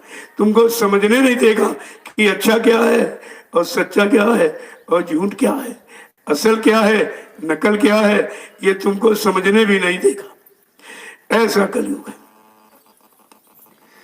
कि कलिमल कृषे धर्म सब और लुप्त भय सदग्रंथ। देखिए कितना साफ कहते हैं, कलिमल कृषे धर्म सब, सारे धर्मों को कलयुग ने घेर लिया, कलयुग ने अधिकार कर लिया। जबकि किस लिए अधिकार किया है कि ये धर्म की चर्चा न करने पावे, ये धर्म लोगों में पैदा न करने पावे, लोग सच्चे ईमानदार धार्मिक बनने न पावे, इसलिए कलयुग ने कब्जा किया कि कलिमल कृषे धर्म सब और लुप्त भय सदग्रंथ और दम्भिन निज मत कल्प कर प्रगट कीन बहुपंथ। कहते दम्भिन यानी पाखंडियों ने, लोभी लाचियों ने तमाम तरह के धर्म बना दिए, जबकि धर्म एक है, मानव धर्म। एक जाति है मानव जाति, इन जातियों में एक ही जीवात्मा है, इन जीवात्माओं का एक ही मालिक है। लेकिन यहाँ सब दो बना दिए। दो माने दुविधा, जहाँ दो है वहीं दुविधा है, जहाँ दो है वहीं द्वंद्व यानी झगड़ा। अकेला किससे लड़ेगा? अरे भाई दो होंगे तभी तो झगड़ा होगा। देखो कैसी व्यवस्था कलिकाल की आगे और होगी, जिसको गोस्वामी महाराज ने रामचरित की मानस से बिल्कुल स्पष्ट किया है। ये है संतों की सीख। अगर पहले के संतों की मान लेते तब भी हमारा वर्तमान ठीक हो जाता। ना भूतकाल को जाना, ना वर्तमान में इनकी माना, इसलिए हमारा आपका भविष्य बिल्कुल अंधकार में खड़ा हुआ। क्या कह रहे, कितना बड़े कि लोग भय सब मोह बस और धर्म कृषो शुभ कर्म और निज हरियाने ज्ञान निधि और कछुक कहो कलि धर्म। कह रहे सारा मनो लोभ में फंस गया। सेवार्थ धर्मार्थ परमार्थ दिल दिमाग से चला गया, केवल एक रह गया, स्वार्थ स्वार्थ स्वार्थ। देखिए कब लिखा था? 550 वर्ष पहले, आज सिद्ध हो गए। ये है संत वाणी। संत वचन पलटत नहीं, चाहे पलट जात ब्रह्मांड, चाहे ब्रह्म अपनी ब्रह्मांड की रचना में तब्दीली बदलाव क्यों न कर दे, लेकिन संत जो कहेंगे वो करके दिखाएंगे। संतों की जबान दस्तावेज होती है, लेकिन कोई समझ में नहीं आ रहा किसी की, न पहले का न वर्तमान का कुछ। क्या कह रहे हैं कि लोग भय सब मोह बस, और धर्म कृष्ण हो शुभ कर्म, और निज हरियाण ज्ञान निधि, और कछुक कहो कलि धर्म। गोस्वामी महाराज कह रहे मैं कुछ कलयुग के धर्म को बताना चाहता हूँ कि कैसा कैसा कलयुग में धर्म आ जाएगा। उस धर्म में फंसकर लोग कितनी बुराइयों में और कितनी परेशानियों में चले जाएंगे, कितने स्वार्थ लोभ लालच में फंस जाएंगे, और सेवा धर्मार्थ परमार्थ दिल दिमाग से चला जाएगा। कैसा समझा रहे कि मार्ग सोई जाको जो भावा, और पंडित सोई जो गाल बजावा। कितना स्पष्ट ये है। संत महापुरुष सत्य कहने में घबराते डरते नहीं, क्यों? सत्य तो सत्य है। अगर वो नहीं कहेगा संत महापुरुष सत्य, तो सत्य कहेंगे को? यहाँ तो सब झूठ का संसार ही बसा हुआ, और कोई सत्य कहने वाला है ही नहीं, क्योंकि सत्य कोई जानता नहीं, और सत्य पथ पर कोई चला नहीं, और सत्य लोग सचखंड वो मंजिल तय किसी ने की नहीं है। देखो किस तरह से कह रहे, मार्ग सोई जाको जो भावा। मार्ग माने वो रास्ता लोगों को अच्छा लगेगा, वो तरीका अच्छा लगेगा जिसमें उनकी स्वार्थ सिद्धि हो। परमार्थ बने चाहे न बने, लेकिन स्वार्थ बनना चाहिए। भगवान मिले चाहे न मिले, सामान और सम्मान मिलना चाहिए। ऐसी धारणा कलयुग के जीवों के अंदर आ गई, तो भी प्रभु प्राप्ति कैसे होगी? बहुत मुश्किल है। देखिए क्या कह रहे हैं, कितना समझा के कह रहे, मार्ग सोई जाको जो भावा, और पंडित सोई जो गाल बजावा। पंडित माने विद्वान, पंडित माने जाति नहीं होती, विद्वान पांडित्य, जिसमें पंडित होता है वो पंडित कहते हैं उसको। कहना सबके अंदर यही होगा कि केवल गाल बजाओ, यानी जवान से कहो करो कुछ, करो नहीं, करना नहीं है, केवल कहना है, बकना है, सुनाना है, भाषण है, स्पीच है, प्रवचन है, ये करो, लेकिन करने की बात मत करो, क्योंकि करनी उनकी बस की नहीं। करने में तो संयम त्याग सब कुछ करना पड़ेगा। तो इसलिए कहते हैं अरे बगैर करने की है, जब माल मिल जाए तो क्या जरूरत करने की? करने की उनको जरूरत है क्या? और पहली बात करनी जानते ही नहीं, करनी हो तो इसी को करनी समझते।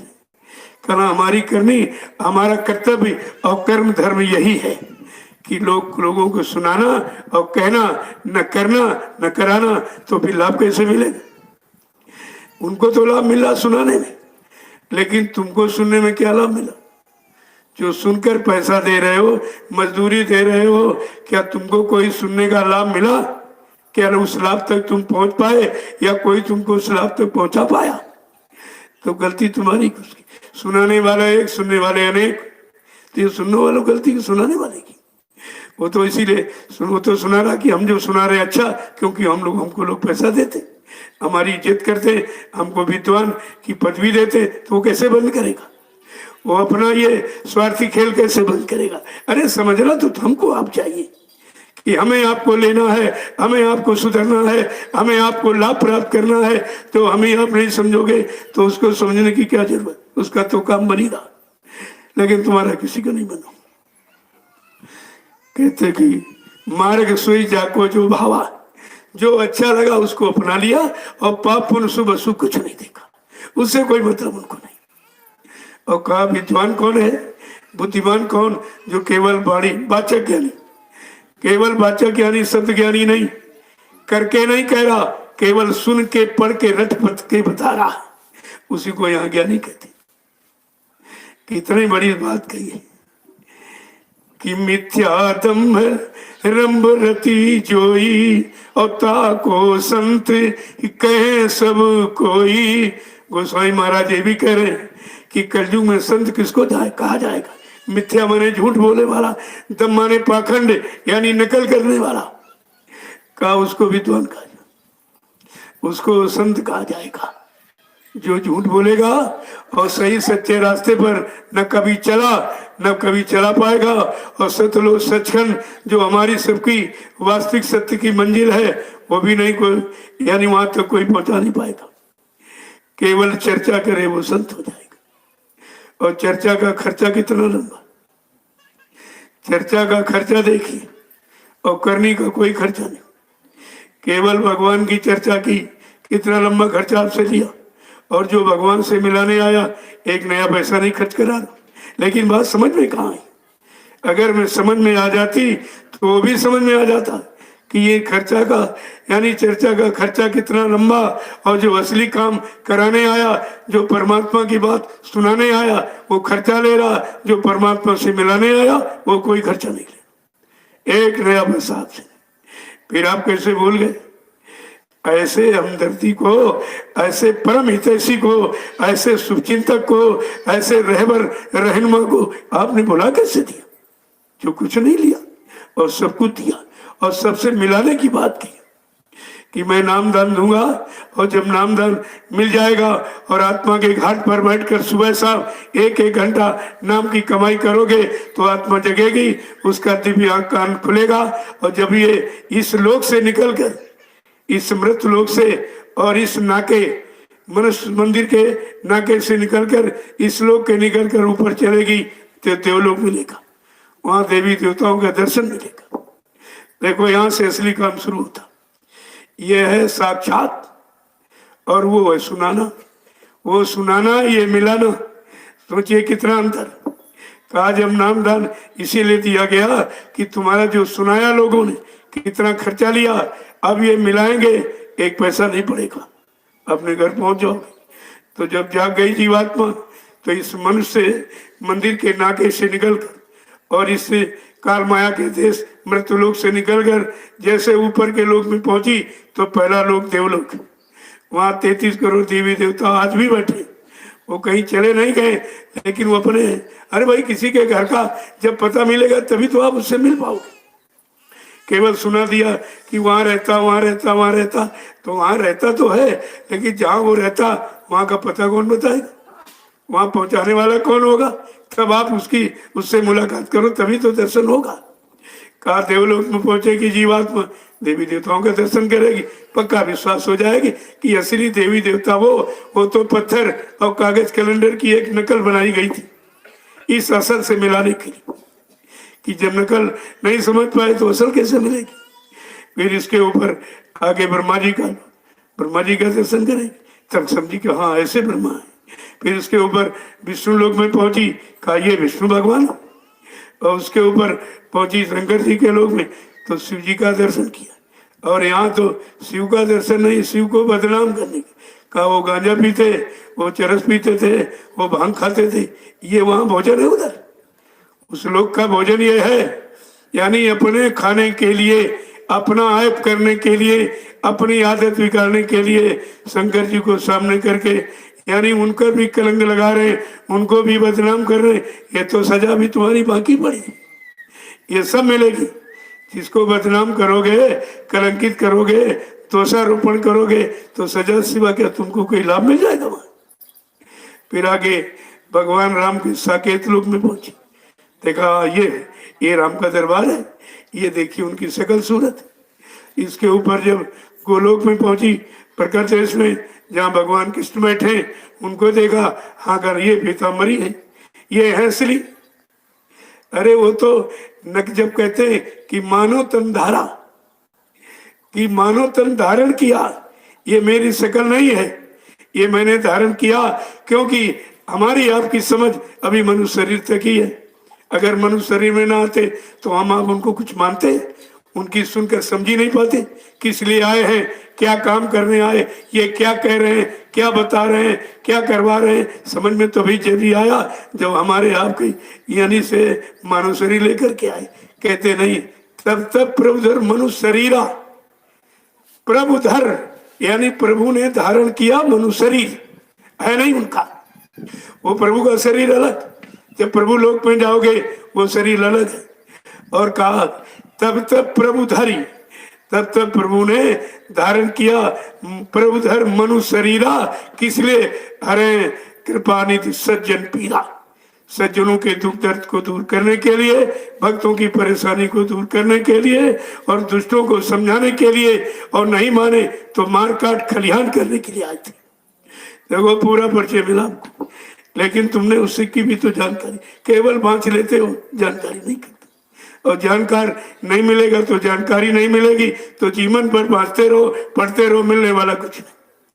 कितने समय से लोग गीता, भागवत है, रामायण है, पुराण है, कुरान है और बाइबिल है, गुरु ग्रंथ साहब, ये सब बांच रहे, पढ़ रहे, लेकिन इसमें से जिसकी है वो मिला?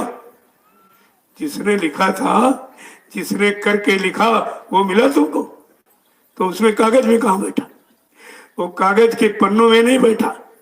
जो पन्नों में लिखा है, ये तभी आप ऐसे पैर छूते, वैसे ऐसे क्यों करते कि जो इसमें लिखा है वो इसमें आ जाए, जो भी लिखा है सब इसमें आ जाए, या जो ये है मैं बन जाऊं, तब तो उसका लाभ आपको मिलेगा। लेकिन ये भी समझ नहीं कि ये पैर छूने का मतलब क्या, छूने का मतलब क्या है? जो इसमें लिखा है ये मेरे, इसमें छू जाए, इसमें घर कर जाए, इसमें रुक जाए, इसमें ठहर जाए, तो हम इसका लाभ हमको इसमें मिल जाए, या जो ये है वही हम बन जाए, क्योंकि हमको भी मानव शरीर मिला हुआ। कहाँ कौन समझ रहा है? अरे निंदा आलोचना बुराई से फुर्सत पाओगे तब तो ये सोचोगे। जब तुम्हारी सोच ही खराब है तो तुम अच्छाई न पा सकते हो, न अच्छाई लोगों को दे सकते हो, तुम्हारे बस का कुछ नहीं। देखिए ये सब आगे कह रहे हैं कि सोई सयान जो पर धन हारी, और जो कहूँ दम्भ सो बड़े आचारी। गोस्वामी महाराज कहते कलयुग में सियाना और बुद्धिमान चतुर चालाक किसको कहा जाएगा?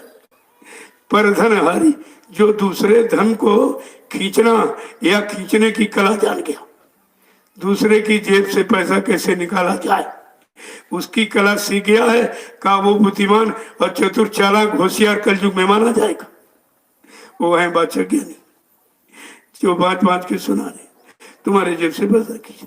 तुम ये भी नहीं पूछ पा रहे हो ये जो तुम सुना रहे हो इसमें तुम्हारा कोई अनुभव है, या तुम्हारा किया हुआ कह रहे हो कि सुना पढ़ा कह रहे हो? अगर सुना पढ़ा है तो हम भी पढ़ लेंगे किताबों में। अब तो सब लोग पढ़े लिखे कि हम भी पढ़ लेंगे भाई। अगर सुनाने से कोई काम हो जाता तो मेरा तो हुआ नहीं, और अगर सुनाने से कोई काम बन जाता तो तुम्हारा भी नहीं बना, तुम्हारा भी नहीं बना। तुम सुनाया तुमने किताबें, किताबों से नहीं बना, तो बना हमसे तुम्हारा काम। तुमने हमको सुनाई, हमसे पैसा, हमसे दक्षिणा, हमसे रुपया, सामान सब ले रहे हो, तुम्हारा तो हमसे बन रहा। किताबें जो पढ़ रहे हो उस किताब ने तुम्हारा भी नहीं बनाया, तो किताबें सुनकर हमारा कौन सा बन जाएगा? अगर इतना भी विचार कर लेते तब भी तुम इस जड़ ज्ञान से अलग हो जाते और चेतन ज्ञान की तरफ चल पड़ते। लेकिन कुछ नहीं, कोई समझ ही नहीं है। समझ तो कैसे आएगी जब ये खाली नहीं है निंदा आलोचना बुराई से भरा हुआ, दूसरे को परेशान करने से उसको बड़ा अपनी वीरता समझता है कि मैंने इनको परेशान कर दिया, इनका अपमान कर दिया, इनका ये कर दिया, वो कर दिया। अरे तुम किसी का नहीं कर रहे हो, तुम अपना कर रहे हो। ये अपनी करनी बिगाड़ रहे हो, उस करनी का फल तुमको ही भोगना पड़ेगा। देखो कैसे लिखते, एक एक चीज देखिए आप। आगे क्या कह रहे हैं कि एक एक बात कैसे समझाएंगे कि कलयुग में और क्या क्या लोग करेंगे। लोभ लालच के लिए, धन प्राप्ति के लिए, मान सम्मान सामान पाने के लिए क्या क्या करेंगे। अगर इस रामचरितमानस के उत्तरकांड को पढ़ लेते तुम्हारे पास सबका उत्तर होता, सबको निरुत्तर कर देते आप अगर इसको पढ़ लेते, क्योंकि उसमें सब कुछ दांव पेच सब लिख दिया, सारे प्रश्नों का जवाब और सारी समस्याओं का समाधान गोस्वामी जी महाराज ने रामचरितमानस के उत्तरकांड में कहा। इसको जब तुम बात पढ़ लोगे तुम्हारे पास सबका मसाला होगा, तुम्हें कोई भूल भ्रम में डाल ही नहीं सकता, क्यों उसमें सबकी पहचान दे रहे। कहते क्या कि अशुभ भेष भूषण धरही अभक्षा भक्ष्य जे खाए, ते योगी ते सिद्ध नर अपूजित कल युग माही। कहा कलयुग में उनकी पूजा होगी। अशुभ भेष, जो भेष शोभा नहीं दे रहा, ये लाल कपड़ा दाढ़ी बाल, ये ब्रह्म ज्ञानी को के लिए पोशाक थी, ये यूनिफॉर्म उनकी थी। जिसने ब्रह्म ज्ञान को प्राप्त कर लिया वो ब्रह्म मंडल लाल मंडल है, इसलिए उनको ये लाल पोशाक दे दी गई। अगर ब्रह्म मंडल किसी को जाना हो या जानकारी प्राप्त करना हो तो इनसे मिल लेना। ये यूनिफॉर्म इसीलिए दी जाती, ये पहचान थी। कहते वो भी नहीं किसी ने कुछ किया। और लोगों ने देखा कि लाल कपड़े पहनने में, दाढ़ी बाल ये रखाने में, ऊपर में छपाती लग, जनेऊ चंदन मंदन लगाने में बड़ा सम्मान है, बड़ा लोग रुपया पैसा देते, तो फट से सब उसी को धारण करें। ब्रह्म ज्ञान मिला ना मिला इससे कोई मतलब नहीं, क्योंकि ब्रह्म ज्ञान किसी को चाहिए नहीं। अगर वो पूछ देते कि भाई ब्रह्म ज्ञान आप दे दीजिए, क्योंकि आप ये यूनिफॉर्म वहां की ब्रह्मलोक की पहने हो, यानी ब्रह्मलोक तो तुम्हारा आना जाना तुम्हारी पहुंच है, तो तुम भी तो नहीं जानते। अरे जग अंधा पुण्य अंधा ताते मच गई यथा धुंधा। जब सब अंधे ही हैं, जीवात्मा का दिव्य आंख खुली नहीं, दिखाई देगा नहीं, दिव्य कान सुना नहीं, कुछ सुनाई भी देगा नहीं। जो अंधा बहरे से क्या बात करेंगे, क्या पूछोगे, क्या देगा। तभी गोस्वामी महाराज लिखा, गुर अंध बधिर कर लेखा, एक नहीं सुनाई एक नहीं देखा। कहा अगर गुरु की दिव्य आंख खुली नहीं है तो चेले को दिखा कैसे पाएगा, और दिव्य कान खुला नहीं तो ब्रह्मवाणी आकाशवाणी ईश्वरवाणी कैसे सुनाएगा। और यही आवाज पकड़ कर जीवात्मा आई और इसी आवाज पकड़ के जाएगी। जब मनुष्य मंदिर में ये आवाज सुनाने वाला कोई नहीं तो जीवात्मा को ले कौन जाएगा। देखो ये सब तुम्हारे लिखा पड़ी है। अगर उसी को पढ़ लेते, ये लोभी लालची मानी अभिमानी गुमानी ये अहंकारी तुमको धोखा नहीं दे सकते। ये सब काम आपका और कुछ नहीं, सब तरह तरह की। और देखो ये सत्य चर्चा है। मैंने 8 बरस सदगुरु दयाल के सत्य वचनों का प्रसारण किया, तब तो कोई नहीं बोला। अब कहते हैं ये ढोंगी बाबा हैं, ये नटवर लाल हैं, ये करते हैं, ये वो करते हैं। मैंने कहा 8 बरस वाला कहाँ चला गया? तो हम ढोंगी बाबा नहीं थे, तो हमने ढोंग नहीं फैलाया। जब मैं कह रहा था तब कोई नहीं बोला, अब तो कोई बात ही नहीं। कहने का मतलब यह है, ना ये सत्य जानेंगे ना तुमको सत्य जानने देंगे, क्योंकि ये काल के जीव हैं। इनको हुकुम आदेश काल का है। किसी जीव को संत वचन सुनने मत देना, संत शरण में टिकने मत देना, सही सच्चे रास्ते पर चलने मत देना, परमार्थी सेवा में लगने मत देना, नाम की कमाई करने मत देना। ये सारी जीवात्माएं जाग जाएंगी, अपने घर पहुंच जाएंगी, मेरा देश खाली हो जाएगा। इतनी बड़ी चिंता काल को है, तुम्हें कैसे निकलने देगा।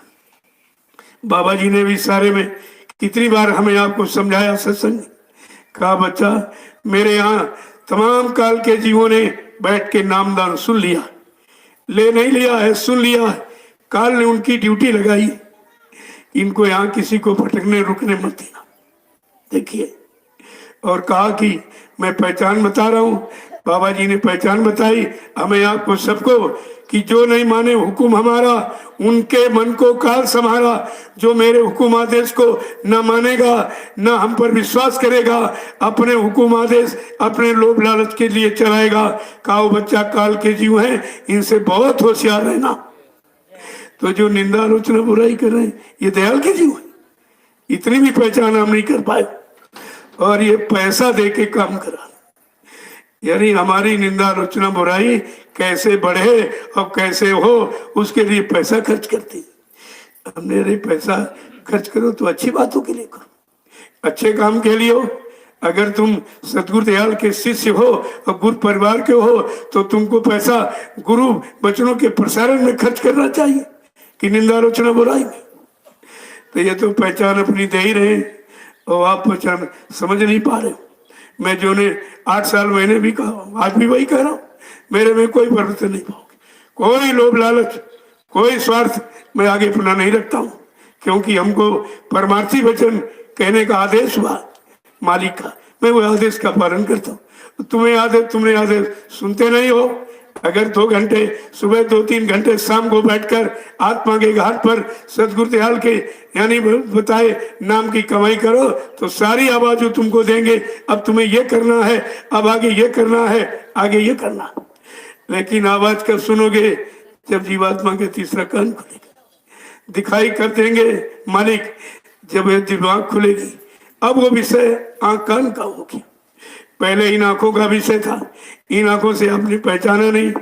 इन कानों का विषय उनके वचन सुने, आप रख पाए नहीं हो तो कहते अब तो शब्द ज्ञान का विषय।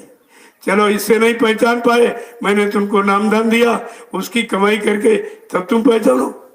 मैं हर वक्त मिलूंगा, हर वक्त रहूंगा। जब तक काम नहीं होगा तब तक नहीं जाऊंगा। अगर जरूरत पड़ी तो इसी शरीर में 400 वर्ष तक रहूंगा और काम करके जाऊंगा। जब इतनी बड़ी बात सतगुरु दयाल ने सत्संग के माध्यम से हमें आप सब गुरु प्रेमियों को बता दिया तो फिर भूल भ्रम कहाँ रहा? भूल भ्रम इसलिए है कि आपने उसको माना, सोचा कुछ नहीं, सब खत्म हो गया। आगे समझा के कह रहे हैं अभी समाज की स्थिति और बिगड़ेगी कि जाके नख सिर ही जटा विशाला सो प्रसिद्ध तापस कली काला। कहा जिस पर सिर पे बड़े बड़ी जटाएं, बड़ी बड़ी दाढ़ी, वो कलयुग में तपस्वी कहलाए। अरे तपस्या, तप माने जला देना, आस्या माने आशाएं इच्छाएं, काम क्रोध लोभ मोह अहंकार ईर्ष्या राग द्वेष की, इनको जला देना। विषयों भोगों की उमंगे तरंगों को खत्म कर देना। जो खत्म कर देगा वो तपस्वी कहलाएगा। लेकिन कहा कलयुग में ऐसा नहीं हुआ। अंदर में कितना भी कैसा खराब, लेकिन बाहर में अगर पाखंड करेगा तो उसकी पूजा होगी, उसकी लोग पूजा करेंगे। क्योंकि सब बहिर्मुखी हैं और बहिर्मुखता सबके अंदर, और बाहर की पहचान अंदर की कोई पहचान है नहीं। कि अंदर में जो रास्ता दिया गया नाम की कमाई का, वो तो हमने आपने किया नहीं। जब किया नहीं तो अनुभव कैसे होगा? लाभ भी आपको नहीं मिला।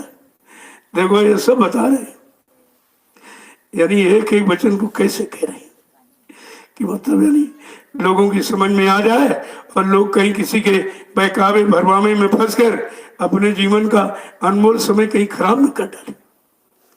सब एक एक वचन देखिए कैसे कह रहे हैं। कहा समाज की ये स्थिति, समाज में ऐसे लोग आ जाएंगे और तुमको सही सच्चे रास्ते पे अलग कर देंगे, क्योंकि अपनी स्वार्थ सिद्धि के लिए वो सब कुछ कर सकते हैं। आगे क्या कह रहे? एक एक चीज को कैसे कह रहे, एक एक समझा कह रहे कि ताकि तुम समझ लो तो कोई तुम्हें फंसा न पावे और फंसा करके तुम्हारा मानव जीवन का समय खराब न कर पाए। अगर समय निकल गया तो फिर कुछ होने वाला नहीं, कुछ नहीं हो। तो एक एक शब्द को जब सुनोगे तो समझ में सब आ जाएगा। कहा ये तो समाज की स्थिति होगी आगे कलयुग में। गोस्वामी महाराज कहते जिन परिवारों में हम आप जन्म लेकर रहेंगे उन परिवारों की स्थिति क्या होगी? तो क्या कह रहे हैं कि समझा के कह रहे हैं कि पुत्र से, परिवार की शुरुआत पुत्र से होती। अगर आपके पुत्र नहीं तो एक ऋण आप पर रह जाएगा। ये बाप का ऋण नहीं है, और बेटी नहीं तो माँ का ऋण रह जाएगा। गृहस्थ आश्रम में एक कर्मों की अदायगी के लिए बनाया गया। ये दोनों ऋण उतार दो, का तुम्हारा काम, अपने काम को शुरू कर दो। ऋण पहले उतारो, इसके बाद जीवात्मा के कल्याण का काम शुरू कर दो, तो यहाँ का भी काम वहां का दोनों काम हो जाए। अब जिसके नहीं है बेटा बेटी, उनका कोई कर्जा नहीं है, लेकिन बेचारे सबसे ज्यादा दुखी। जिनके नहीं वो सबसे ज्यादा दुखी, वो दूसरे का बेटा मोल खरीद रहे, यानी परेशानी मोल खरीद ले रहे। ये भी नहीं इनको ज्ञान है कि ये दूसरे की परेशानी मोल ले रहे हो, दूसरे का कर्म कर्जा क्यों लाद रहे हो। पहले जब तुम पाक साफ निर्मल पवित्र हो, तुम्हारे पर कोई कर्जा नहीं, तुम चुपचाप भजन करो, तुम्हारे लिए अच्छा मौका मिल गया। और जिनका है वो धीरे से अदा कर ले, तो उनका भी काम हो जाए, दोनों का काम। गृहस्थ आश्रम में दोनों का काम हो सकता, लेकिन जब समझ लोगे तब। अगर समझ नहीं तो कुछ नहीं कर पाओगे। तभी था कि गृहस्थ आश्रम स्वर्ग और नरक दोनों। अगर समझ गए तो बहुत सुखदायी है, और नहीं समझे तो महानरक है। तो ये समझना तो यही समझना है। तो कहते भाई कि पुत्र से ही परिवार की शुरुआत होती। तो कहते कि मां नहीं मातु, कितनी बड़ी बात करें। सुत मां नहीं मातु पिता जबलो, अबला नहीं देखी लई तबलो। कहा पुत्र माँ बाप को जब तक मानेगा जब तक अपनी स्त्री को नहीं देख लेगा। जिस दिन वो मिल जाएगी ये रिश्ते कमजोर होते जाएंगे। सुत मां नहीं मातु पिता जबलो, अबला नहीं देखी लई तबलो। ससुरारी प्यारी लगी जब ते, और गृह नारी निहारी लई जब ते। कहते ससुराल के रिश्ते तेज हो जाएंगे और माँ बाप के द्वारा बनाए रिश्ते फीके हो जाएंगे। ये आगे कलयुग में ऐसा परिवार की ऐसी स्थिति हो जाए। कब कहा? 550 वर्ष पहले। आज सब लागू। देख लीजिए ये अक्षर सा सत्य हो रहा। एक एक वचन संतों का कभी मिथ्या झूठ नहीं होता। हाँ, उनका समय लागू होने का होता। कहा समय तिथि तारीख सब निश्चित है जब से लागू हो जाएगा। और देख लीजिए कहा ऐसी स्थिति हो जाएगी कोई किसी को नहीं मानेगा, मानता समाप्त हो जाएगी और मतलब यानी सब खत्म हो जाएगा। पारस्परिक प्रेम प्यार मोह पर सब चला जाएगा। फिर परेशानी में चले जाएंगे हम आप। और गोस्वामी महाराज कहते हैं पूरे नर नारियों की स्थिति क्या होगी आगे, यानी समाज मानव समाज की स्थिति क्या होगी। कि सुत मां क्या कह रहे कि मां नहीं मातु पिता नहीं देवा। कहते नर मानो माता पिता को नहीं मानेगी। नर मां नहीं मातु पिता नहीं देवा, और साधुन से करवावे सेवा। और जिनके ये आचरण भवानी, और ते निश्चर सम जानो प्राणी। का ये निश्चर है, राक्षस की तरह समझो कि न तो माँ बाप को, न सास ससुर, न पति की कदर कुछ नहीं। ये निशाचर है, इनको आगे ये फिर भोगना पड़ेगा। फिर तुमको जन्म लेकर जिनका अपमान किया है, मान्यता नहीं दी है, रिश्तों को नहीं समझा है, क्योंकि ये कर्म कर्जा उतारने के लिए इन रिश्तों से आपको जोड़ा गया और तुमने कुछ नहीं किया। कहा फिर आपको जन्म लेना पड़े। तो ऐसा काम क्यों करो कि बार बार आना पड़े। एक ही बार सब चुका दो, बात खत्म हो जाए, अपने घर चल पड़ो। ये तो शरीर का कर्जा है, शरीर थोड़ी साथ जाएगा। जो कहते हम ये शादी नहीं करेंगे, हम प्यार नहीं करेंगे, हम बच्चे नहीं करेंगे। अरे तो शरीर का कर्जा देना पड़ेगा, और शरीर तो तुमको लेना ही जाएगा, परमात्मा से मिला देगा। ये कर्म कर्जा अदाई के लिए ही मिला, ये इसीलिए मिला है इसका कर्म कर्जा उतार, लेकिन नियम संयम के साथ, जानवर बन के नहीं, मानव बन करके। तो दोनों काम इधर की बन जाए उधर का भी बन जाएगा। वही मानव श्रेष्ठ है जो मानव शरीर का कर्म कर्जे का काम पूरा कर लेता है और मानव शरीर में बैठी जीवात्मा को जगा कर घर पहुंचा देता है। उसके दोनों काम बन जाते हैं। और ये गृहस्थ आश्रम होगा और किसी आश्रम में नहीं होगा। इसीलिए गृहस्थ आश्रम सर्वश्रेष्ठ माना गया। का स्वर्ग नरक दोनों है। अगर नहीं बात मानी, अपनी जिद हट ठानी तो नरक बन जाएगा, और बात मान ली तो धीरे से काम हो जाएगा तुम्हारा। इसी शरीर से कर्जे उतार लो। शरीर का क्या, शरीर तो कर्म करने के लिए मिला ही है, और नहीं है तब भी जला दिया। क्या शादी नहीं की तो क्या जला नहीं दिया जाए? तब भी फेंक दे उठा करके। कदर इसकी कुछ नहीं होगी। और हट और चित्त में तुमने शरीर का कर्म कर्जे का भी काम वो भी नहीं कर पाए, और जीवात्मा की तुम्हारे तो दोनों काम रहे। ना हरि भजे न घर सुख पाए, और बिरथा बिहा गई और दुई माते प्यारे एको नहीं पाई। कुछ नहीं कर पाए, दोनों काम आपके रह गए जिसके लिए मानव शरीर मिला था। जय गुरुदेव।